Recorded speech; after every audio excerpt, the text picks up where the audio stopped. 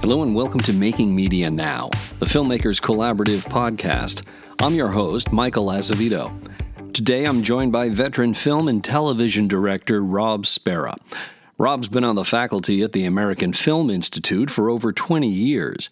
His feature films include The Sweet Life, Fathers and Sons, and the cult classic Leprechaun in the Hood. His numerous television credits include Criminal Minds, Supernatural, Suspect Behavior, and Army Wives. During 4 seasons as resident director at the Tony Award-winning Actors Theatre of Louisville, he directed over 75 productions, and he's currently head of directing at Rideback Rise, a fellowship program for mid-career screenwriters who are making the move to directing. Rob joined me to discuss his book called The Film and TV Director's Field Manual, 70 Maxims to Change Your Filmmaking. Rob considers the manual to be an anti-textbook meant to be kept in a filmmaker's back pocket on set to provide distilled guidance with far-reaching results. The book is filled with valuable first-hand insight and guidance. Making Media Now is sponsored by Filmmakers Collaborative, a nonprofit organization dedicated to supporting media makers from across the creative spectrum, from providing fiscal sponsorship to presenting an array of informative and educational programs. Filmmakers Collaborative supports creatives at every step in their journey. To learn more, visit filmmakerscollab.org. And if you're enjoying this podcast, please do like, share, follow, leave a review. Now on to my conversation with Rob Spera. Rob Spera, welcome to Making Media Now. Great to see you. Thanks for having me. Sure thing. Pleasure to be chatting with you about your book called The Film and TV Director's Field Manual. And a field manual is a little bit different than a book, and we'll get into how and why. And I know that was purposeful on your part. But before we get into the book and kind of talk about how the book is really a uniquely helpful tool for filmmakers, I want to hear a little bit more about your story. What is your background? What were your inspirations that led you to explore a career as a filmmaker? And you've got quite an extensive career as a filmmaker and a teacher of filmmaking. So have the floor. Sure. Well, I was a very shy kid, and on my way to doing I had a full scholarship to do pre-med after high school. But in my senior year of high school, I discovered the drama department. I was so shy and withdrawn, and it just kind of exploded out of me, just the need to express myself. So ended up not really spending a lot of time on my pre-med diploma. Instead, I spent a lot of time in the theater department and then never really looked back.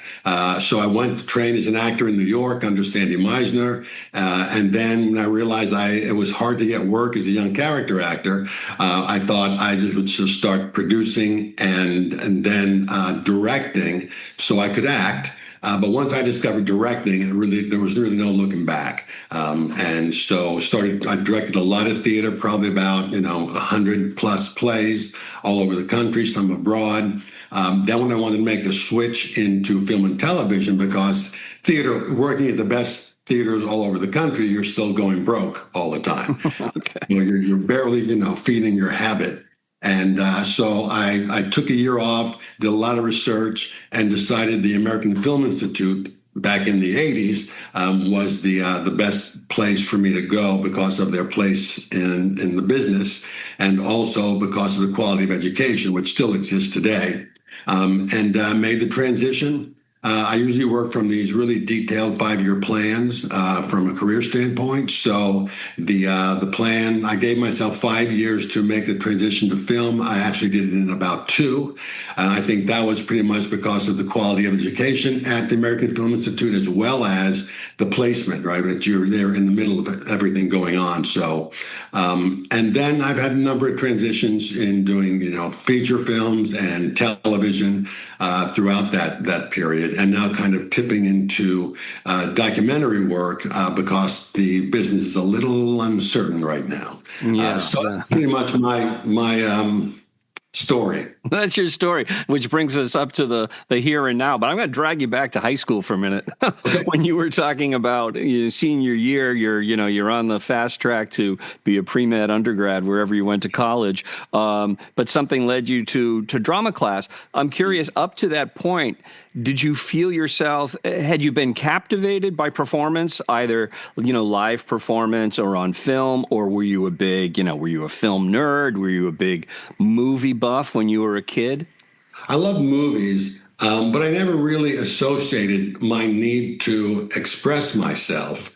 And because I was so withdrawn and so shy, I couldn't even speak to, my accordion teacher. I was so shy, I couldn't even answer his questions, right? In one of my practicing sessions with him, just really withdrawn. And so at senior year, I just could not take it anymore. And it just kind of flowed out of me. But I never connected in movies and theater to it until I started doing plays in high school. And so you're doing plays, so you're an actor then? Yes, yeah. That's wasn't just what as a young person, I didn't really see the director. Sure. Right? I just saw the actor, and I thought that'd be a natural place to start to try to express myself in the theater department, and kind of all flowed from there. And it's really pretty much what I have been really rigorous about protecting and preserving is my passion for that.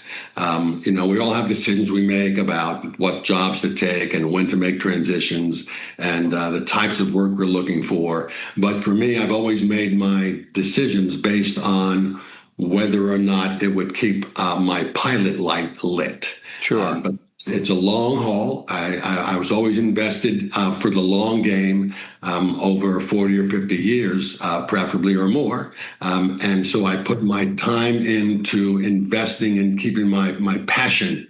There's just a flame so that it was once that goes out, once your pilot light goes out, I think you're lost as any kind of an artist. Well, absolutely, and in a field, such as show business, right? Whether you're on Broadway, or you're doing live theater anywhere in the country, or you're making films and TVs, in the best of times, it's still a super competitive environment where those who are not working vastly outnumber those who do work. So knowing what that flame is and having the intestinal fortitude and the internal, mechanism to keep it ablaze, that says a lot about your drive to begin with. Yeah. And that was the focus. And I knew that everything else would sort itself out. At least that was the thought process, that money will come, right? Work will come, as long as I'm focused on, right, keeping myself happy and alert and alive, right, throughout the process. And I think the key always was to, there's a point when I was in my early 20s where I essentially quit looking for work. I just said to myself, I am no longer in the business of looking for work. I am in the business of generating work. Mm-hmm. I want to generate product. I want to generate product for me and for my friends. And my thought was, if I'm also generating product, that puts me in a very small percentage of the talent pool. Mm-hmm. And when you're in a smaller percentage of the talent pool, even if you are at the lower ends, like I was, I was producing shows for a couple $1,000s in New York just to keep working initially. My thought was that the equation that I believed in was that eventually I would get the traction I needed, and then I would build from there. And that's exactly what happened. The foreword of your book begins with a really lay it out there line, which is, what does a director do? You make it clear that, okay, the cinematographer, he or she is responsible for what we see. We know what the lighting director does. We know what the writer does. They wrote the word, obviously what the actor does. But it's for some of us who spend a lot of time speaking with filmmakers and watching film and so forth, it's a question that doesn't even need to be answered. It feels so obvious. And yet that's not the case for everybody. So, Rob, what does a director do? Well, I think a director there are many things, obviously, right? Motion pictures are there are components. There are many moving parts that we are attempting to control, right, and master and orchestrate into one cohesive idea. And the real key is that the director, we know the director sets the vision. We know the director has a point of view about the material, has an idea they're trying to, or a belief they're trying to communicate to a large audience through time. But then I think what we don't understand all the time is that the director then reaches out to his or her collaborators in the interest of understanding how best to do that. Mm-hmm. And I think the better directors really are they're great communicators, even with their crews. And the idea is that they are going to inspire their co-workers, their collaborators, to take those ideas and make them better. Mm-hmm. And I think the real key for good directors is to encourage people to take the ideas and run with them, and to provide, to one of the big responsibilities I take on is to in a very focused way, attempt to create a community of artists that is going to feel safe and trusting and comfortable to actually start to think outside the box. Because I don't want them to bring me the ideas we've all heard and seen before, right? Yeah. What we want is that range of ideas that are magical, that are unexpected, that are different. And when people are afraid, they're not going to do that. They're going to give you what they've seen before, stuff they know is tried and true. Sure. But if you encourage them to, and then create an environment in which they can do that, to think outside the box, then they'll bring you the great stuff, the stuff that's unexpected and unique. And so one of my biggest concerns, and where my focus goes all the time, is how can I make this more comfortable for people to think that way? Mm-hmm. Because I know that my work and the film is going to improve dramatically. So essentially, the director is telling a story, ultimately visually, trying to communicate a single idea, a belief. Love conquers all. Love is stronger than death. Ambition leads to isolation. That's the key idea. And then we're going to take that, we're going to build a story and a plot around that, and we're going to actually then use the visual elements of storytelling to do that. Mm-hmm. But you're also relying very heavily on the people that work with you. Yeah, so let's talk a little bit about that. Specify how it's different for a director directing a live performance, say on the stage, versus a director directing somebody for film or television in terms of the relationship with actors. Sure. It's greatly misunderstood. But in theater, when I'm doing a play, you're preparing your actors for a 2.5-hour take. Yeah. A 2.5-hour take that they will run essentially by themselves. You will be either in the wings, in the theater watching, or in another state directing another play. So they've got to be prepared to actually drive that emotional geography for 2.5 hours by themselves, and then in concert with the audience. The audience is the final arbiter. They'll come in and the audience will shape and say, yeah, that's not so funny. Don't spend too much time there. Or yes, that's very emotional. Let's spend some time there. So the audience and the actor will have the final partnership in that venue. Have you found that in that scenario, when the actors know of your presence, either in the wings or in the audience, does that impact their performance? They're more likely to stay closer to what we worked on. Gotcha. Okay, less improvisation. Yeah. And as long as you're being supportive and inspiring, and they'll only be encouraged to have you nearby. Sure. But after those first few, after the first few tech rehearsals and after the first few previews, the audience starts to take on a bigger and bigger and bigger plays a bigger and bigger part in all of that, because now we were expecting them to show up. Mm-hmm. We made some assumptions about where they respond, and now this is where they're responding, right? So now we have to make they're not big adjustments, but they're enough. If you've been watching the play for a month, you'll know that they're shifting, right, the perception of the play. But ultimately, it is an actor's medium.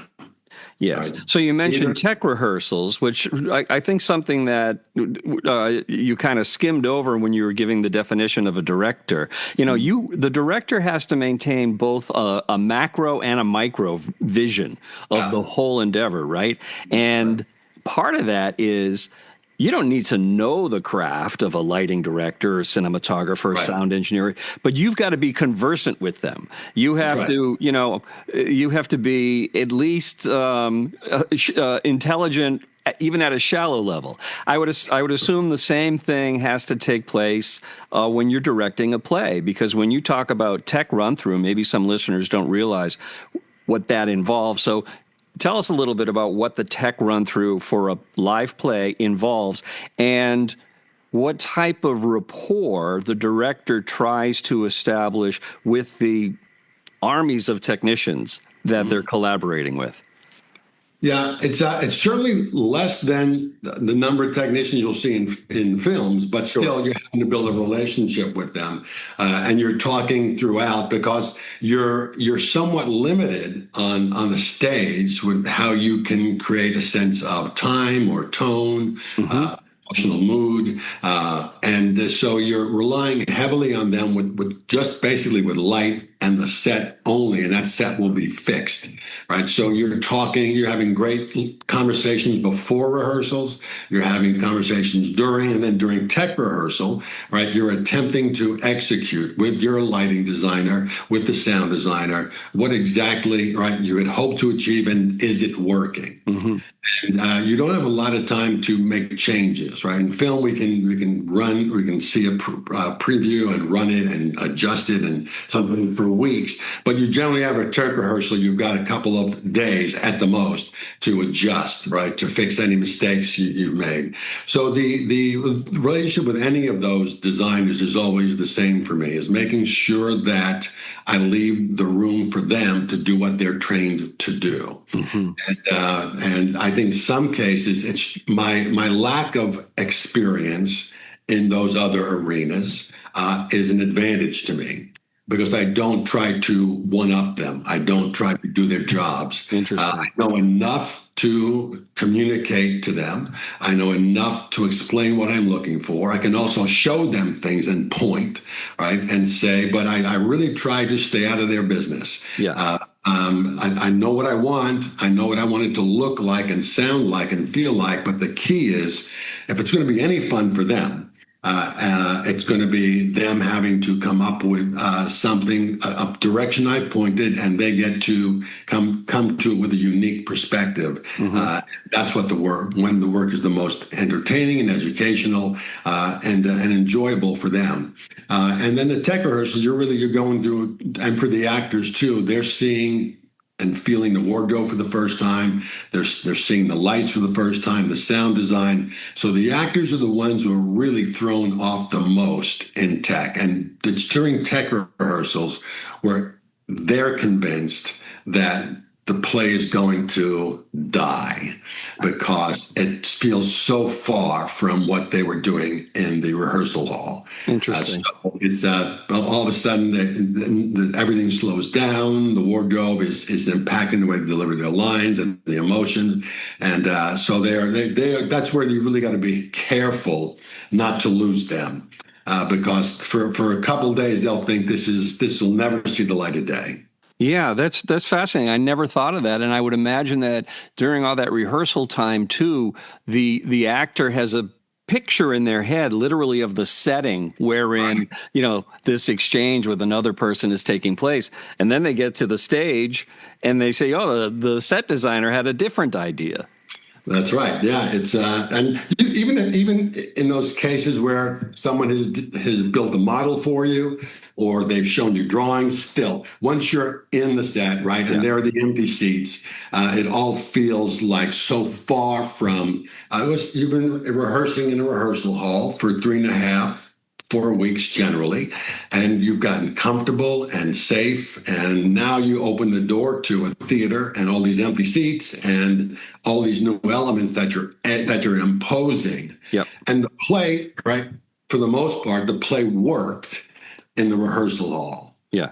Yeah. Now we're adding these other elements. They're going to be in addition for the audience, but for a few days at least, they're going to weigh the actor down and get them to second guess themselves. When I think of the theater world, and when I read about particularly acclaimed plays or plays that just have had runs for decades and versions of them take place all over the country, you quite often hear about the playwright, the actors, often the producer. A producer who will get a number of successful titles under his or her belt. But as I'm thinking about it, no names of directors of plays leap to mind. Is that an oversight on my part, or is that part of the cross that the theater director has to bear? Yeah, I don't think they're the big ones, obviously, that hit Broadway and they run for years and years. But I think these plays also get remounted frequently. True. So there's no real one single person associated. Yeah. Whereas I think in film, it's film if it's remade once or twice over a few decades, but it's pretty much generally identified. The filmmaker, the film director, is the author, right? Sure. Consider the author of that, rightly and wrongly. Right. For many reasons. Yeah. So when you were talking about sort of the arc of your career, and you mentioned a certain time where you decided you wanted to broaden your horizons and get into directing for film and television, I think you said you gave yourself 5 years. You got there in 3. What was happening during that 3 years? How were you deciding which skills you needed to explore and develop, and whose work as a director, and that could be multiple who's, you were studying and either taking inspiration or instruction from? Sure. The 5-year plan that I had, education was going to be a big part of it, but I was also building toward what my plans were after I left school and what that should look like after the fact. But I knew that I knew zero. I knew nothing. I actually had to have one of the students in AFI actually explain to me what the slate was and what it did. Okay. So that's how bad it was. Yeah. Or how good it was. Yeah. I knew how much I needed to learn. Yeah. That was my focus at the time. So in the first 6 months or so, I wasn't getting what I wanted at school. So I went to the dean and I said, I'm a theater director. I'm I'm just not learning. It's not happening. I said, what's the plan here? How does this work? And he said, well, you watch movies. And I thought, well, okay, well, I just sent my tuition check. I knew that before. So he said, well, yeah, it's watching movies. So I took him at his word. I stopped going to class. Okay. And I committed to my production slate. You had to make 3 movies in the first year. Okay. I also had a crew on my friends' shows. And so what I did was I would choose a director for each month, and I would read everything I could. Okay. And I would then watch everything I could. And I started taking extensive notes about how it all worked, how it all came together. Because there are so many moving parts, I did not want to take it lightly. I'm in awe of that role and how easily you can make a bad film. Yep. Some of the best minds in our business can make bad films. So I thought, what chance do I have unless I completely dedicate myself to the education? So I would study and read and watch and read and watch, take notes. And I would also crew on my buddies' movies in school, and I would go to all the screenings of our films, and that proved to be enough. Because my first film at AFI was my first of the 3 in the first year. Was probably the best. Sorry, the worst film in AFI history. and maybe the worst film in film history, and it was just bad. So I couldn't ignore it. And by the time I did my second film, that film was the best film of the first year, looking back, right? So how did you go about selecting which of these directors you were going to take these month-long deep dives into? And do you remember any of them, who they were? Yeah, I'll tell you, I started with all my favorites at the time, who were Scorsese and Coppola, but I landed on Hitchcock, and Hitchcock is where I stayed for a long time. Okay. Because he kind of broke it wide open for me in terms of the visual story and the visual frame and how all of it comes together. Yeah. And he's the one where I understood, where he said, the first quote I read of his that really almost knocked me out of my chair was that once he and the writer have finished the screenplay, once it's complete, the writer goes back and adds some dialogue. So essentially, the film is complete. The visual story is done. Yep. And now we're going to go back and add dialogue, and the dialogue will play counterpoint to what's being. So we're creating these non-redundant elements on the screen, which I talk about in the book in Camera Photograph Subtext. And essentially what I devised for myself, what I took away from all that, so I needed a way for it, the way my brain works, I needed an equation. I wanted to know how it all fit together. So what I came up with is that the camera is meant to photograph the subtext. That's the primary responsibility of the camera. We layer the elements in a foreground, midground, background capacity so that all of those elements are non-redundant, creating an equation that the audience then solves. It's a 2 + 2 = 5 equation, 5 being human logic. So we have a series of elements that are going to conspire, right, to tell a story and move the film one idea forward at a time. And there's a great scene in a movie called Going in Style with George Burns, Art Carney, and Lee Strasberg, in which these three elderly guys decide to rob banks to make some money because they're broke and living destitute. There's a great scene in which one of them succumbs to a heart attack, a death scene, and it's put in a park in New York in the daylight in the summer. There are kids playing in the foreground. There are young adults and middle-aged adults in the background. And in the foreground, our man succumbs to a heart attack. And so essentially, we have all of the elements of life and death at the same time, which creates a 2 + 2 = 5 equation. And we begin to feel, right? We're not telling the audience what to think or feel. We're giving them an equation which allows them to put it together. And then they feel it in their own terms. So that was kind of the cornerstone. When all of those ideas started coming to me, my head almost exploded because I realized this was the answer. I could, in a very orderly, deliberate, methodical way, build a frame that would move an audience. Well, it's interesting that appeared to you, that path appeared to you as an equation, which, for the brain of somebody that was ready to go to med school or pre-med, that makes a lot of sense, right? Sure does. Yeah. Yeah. And it's, hey, what works for you that you can sort of grasp, not just conceptually, but how you get these moving pieces, working in some kind of a harmony. So we mentioned your book, the Film and TV Director's Field Manual. What need among directors or film and television did you see was not being met, and then therefore you came to the idea that, I'm gonna present this tool that hopefully is going to become mandatory on sets all over. Well, first it was a very personal thing that happened. Was I'm very much addicted to my own education as a filmmaker.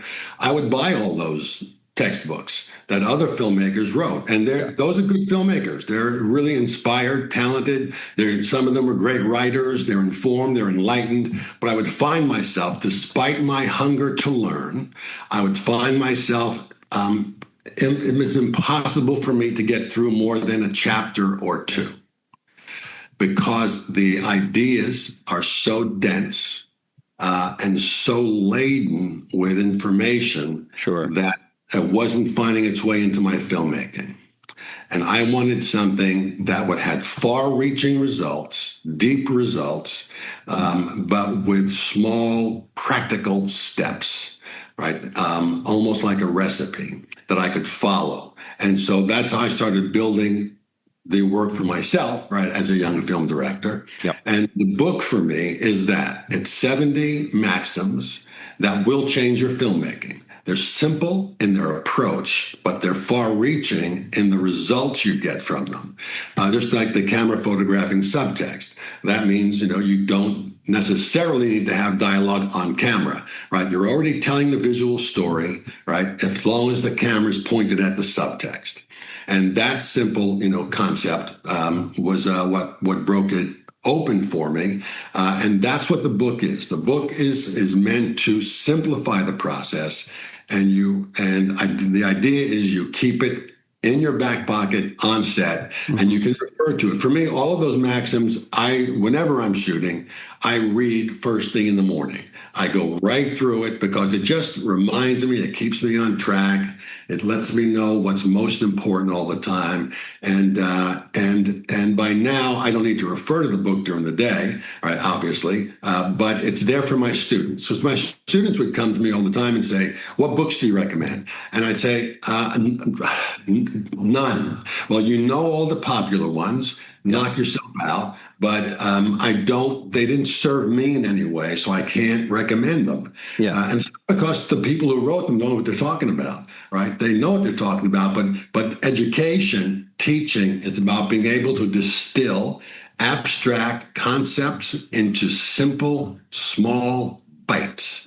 Yeah, and I would say that your field manual is a great blend of the particular and the specific and the abstract, and yes, one in service to the other. And we're an audio only podcast, but were there video, I'm holding up the book, and you would see that it's perfect to be put in a back pocket. So, good thinking on the part of your publisher and your designer on that. But so these maxims, one of the things I found interesting about them was, they're applicable to filmmaking, some very specifically applicable to filmmaking, but others are just applicable to any endeavor that involves other people. Like your very first maxim is be kind. Why was that number one? And, and why is that more than just, lip service to being a good guy? Well, it's partly, it's the kind of world I want to exist in. But if you want to just look at the work itself, the work gets better. We're tasked with a responsibility is to tell simple human stories. We want to be able to put out films that capture the human adventure. Yeah. And I think in order to do that, we should just start by being kind and humane to the humans standing next to us.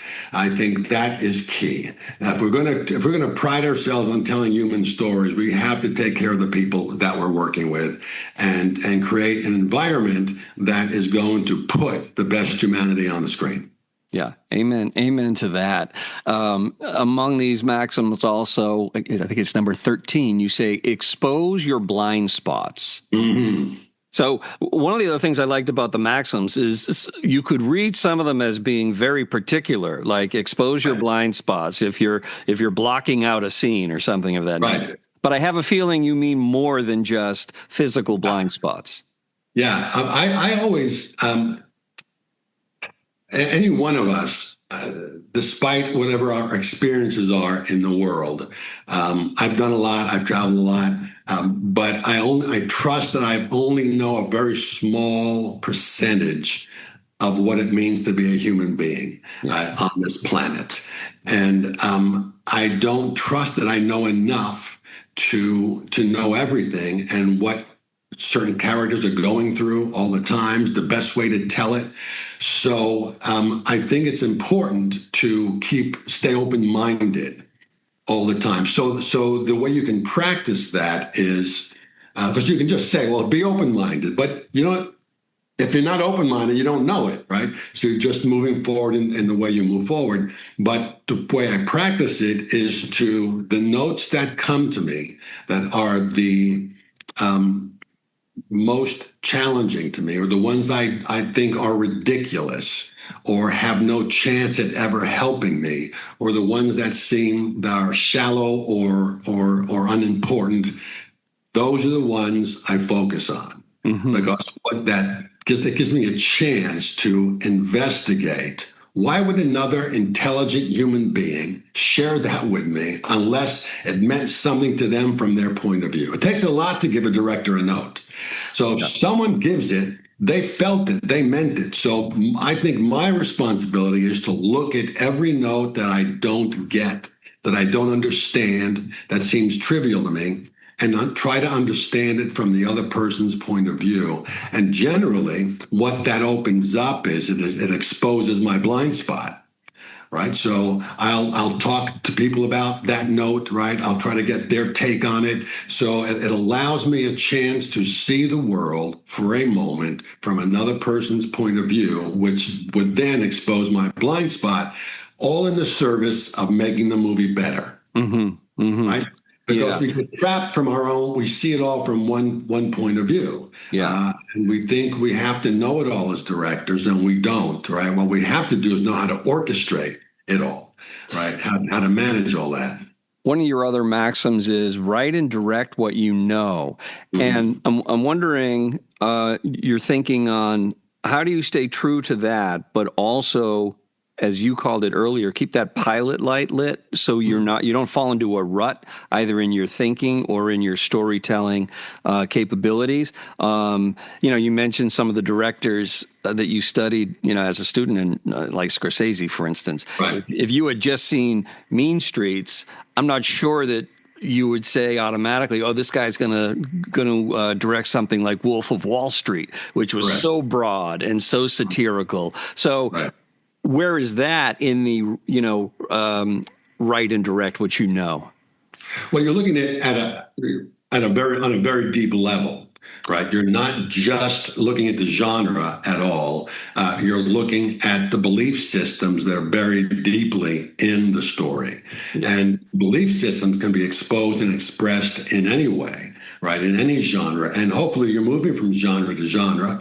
But all of us have a series of beliefs that are either baked in as when we were children or over the course of living a life. We believe we understand how the world works, and we have beliefs that we want to communicate to a mass audience. And those beliefs sit at the very heart of what we make, and then everything built around it, right, can shift and change and adjust.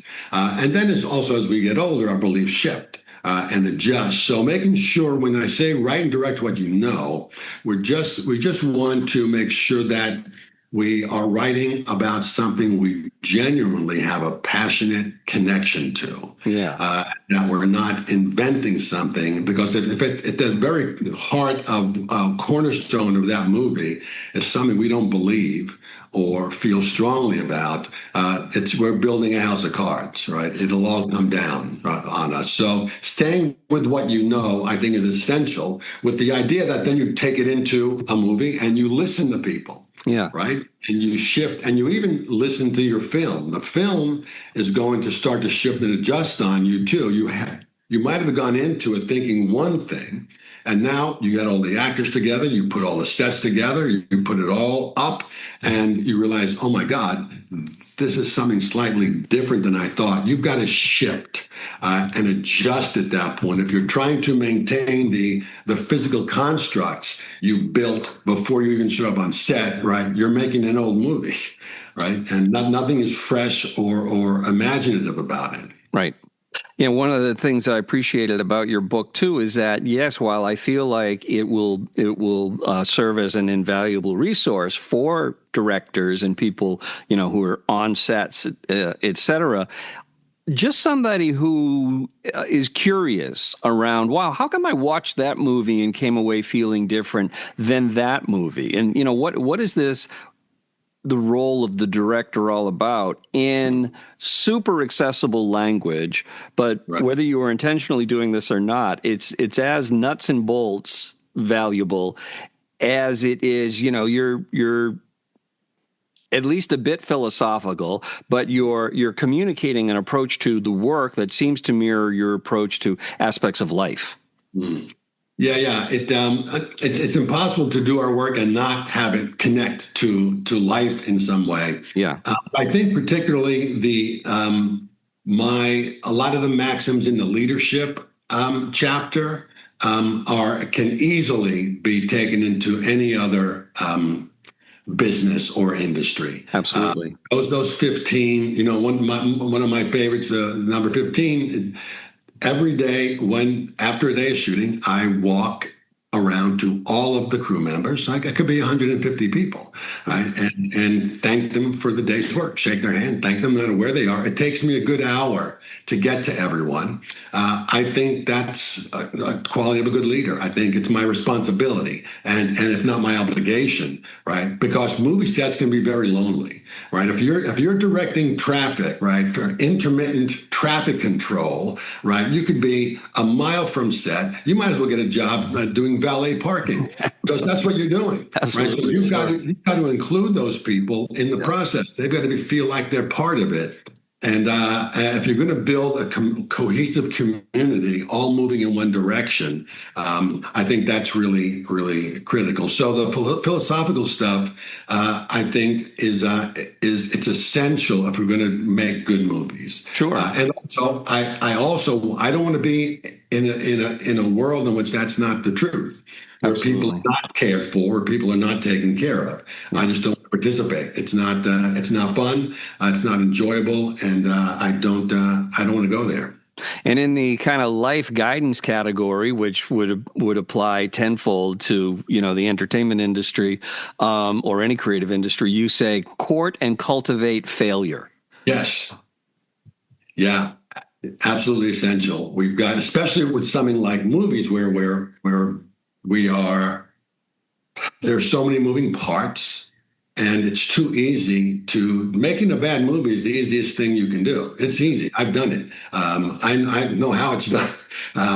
There are too many moving parts. You have to learn, and it's one of the biggest challenges to how we move forward in the industry, because it's hard to get the same amount of rehearsal or practice that a dancer gets, that a musician gets, right? You talk about a world-class violinist, and I know, firsthand, they're practicing 8 to 10 hours a day.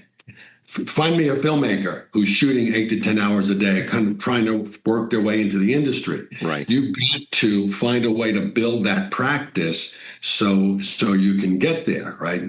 You can make that happen for yourself. So, at the end of my book, I put in a bunch of exercises that can be done, right, one every day, because they don't take a lot of time. They're simple and straightforward, and you're doing in one single exercise, you're doing everything a director does to tell a story visually. And that's going to help develop your visual sensibilities and your visual sense. Right. All told. Did I answer your question? Did I go off on a No, wild? no. I appreciate the expanse of the answer, definitely. So the book is the Film and TV Director's Field Manual. Rob, where can listeners go to get the book, aside from the usual places? But I know you have a website that has more info on the book and more info about your very accomplished career. Yeah, sure. The book is most easily accessible on Amazon. And you could also access the book on my website, www.robspera.com, ROBSPERA.com. But those are the two places right now where it's most accessible. And we'll include all that info and all of the social media pushes for this particular episode. So I have a desert island question for you to end our chat. You're on a desert island for an indeterminate amount of time. You've heard these before. Okay. Mm-hmm. And just considering the nature of our chat, you've got 3 directors, and you can have everything they ever made. But those are the only 3 directors you can watch while you're on this desert island. Who are they? Oh, boy. I would want Celine Song, who did Past Lives. Okay. I would also want... I've got to have Hitchcock in there. Okay. Yeah. Plus, you need someone who's made a lot of movies. Yeah. Exactly. I think... How many has she made? Like 3? Yeah. We're doing a lot of replaying. And I'd probably go for... I think John Ford. John Ford. Okay. Actually, let me go back. That's a lot. I'd rather go back. Agnes Varda from she did a movie called Cleo from 5 to 7, and a bunch of other. One sings, the other doesn't. Not a lot of films. French film director, but she did a lot of influential films that certainly informed me and enlightened me. But yeah, can't go wrong with those. All right. Well, if you've never heard of any of those directors, I've got 2 out of 3 that I know of. I don't know the last person, but I will do some research and investigate. Check her out. Okay. Rob, thanks for your time. Thanks so much, Mike. Chat. Yeah, right. I love it. Thanks so much. Be well. Bye-bye.